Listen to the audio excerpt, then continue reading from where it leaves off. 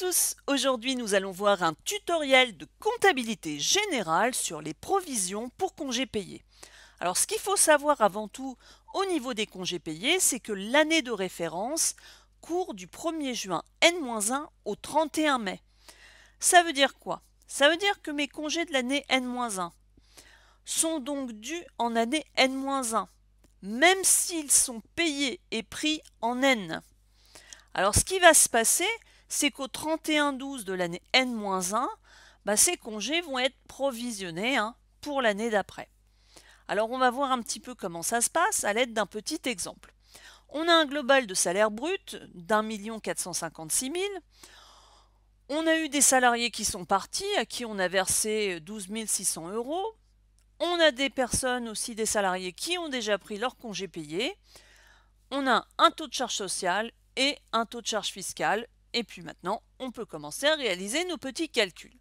Première chose, on va regarder la base de calcul. On a donc les salaires bruts dans leur global. Et puis on va retirer tout simplement ce qu'on a versé à des salariés qui ont quitté l'entreprise, donc les 12 600 €. Donc on aura une base de calcul d'1 443 400. Donc ça c'est la base pour calculer nos congés payés. Pour calculer nos congés payés, il existe deux méthodes, la méthode du maintien de salaire et la méthode du dixième. Normalement, nous devrions utiliser les deux méthodes et relever la méthode la plus favorable. Or ici, nous sommes sur un élément global, ça va être un petit peu plus complexe. Nous allons prendre la méthode du dixième dans la mesure où ce n'est pas forcément l'étude que l'on veut faire aujourd'hui. Donc, nous prenons notre base de calcul, donc notre montant global de salaire brut, que l'on multiplie par un dixième. Donc, on aura nos droits acquis à la fin de l'exercice N-1. À cela, on va retirer les congés qui ont déjà été pris, donc les 12 480 €. Par rapport à ça, on va donc avoir nos droits à congés payés en fin d'exercice N-1. Donc, on prend les droits acquis à la fin de l'exercice, moins les congés qui ont déjà été pris. Là-dessus, on va calculer nos charges sociales, donc on prend les 131 860 par 45%, et nos charges fiscales, donc on prend toujours les 131 860 par les 6% qui sont indiqués dans l'énoncé. Maintenant, place à l'enregistrement comptable. On va commencer par la provision, la régularisation donc des charges de congés payés. Donc, qu'est-ce qui se passe? On va avoir un 641 rémunération du personnel et en face donc un compte d'attente qui s'appelle dette provisionnée pour congés à payer, donc pour le montant que nous avons déterminé juste avant.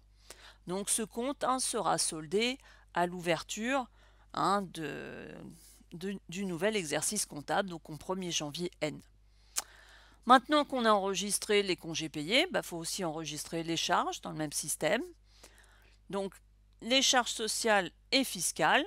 Donc les charges fiscales, impôts et taxes en 631 pour les 7 960. Les charges de sécurité sociale et de prévoyance, c'est un 645 pour les 59 337. En contrepartie, nous aurons les comptes d'attente, donc 43,82, charges fiscales pour congés à payer, donc pour 7 960, et le 44,82, charges sociales pour congés à payer pour les 59 337 en termes de charges sociales. Donc là, ce sont des comptes d'attente qui seront soldés à l'ouverture du nouvel exercice comptable. Donc comme vous pouvez le remarquer, c'est pas si compliqué que ça, c'est une gymnastique à avoir. Le plus complexe est plutôt lié au calcul. Donc ça sera développé un tout petit peu dans un autre tutoriel. Donc j'espère que ce petit tuto aura été simple et compréhensible pour vous.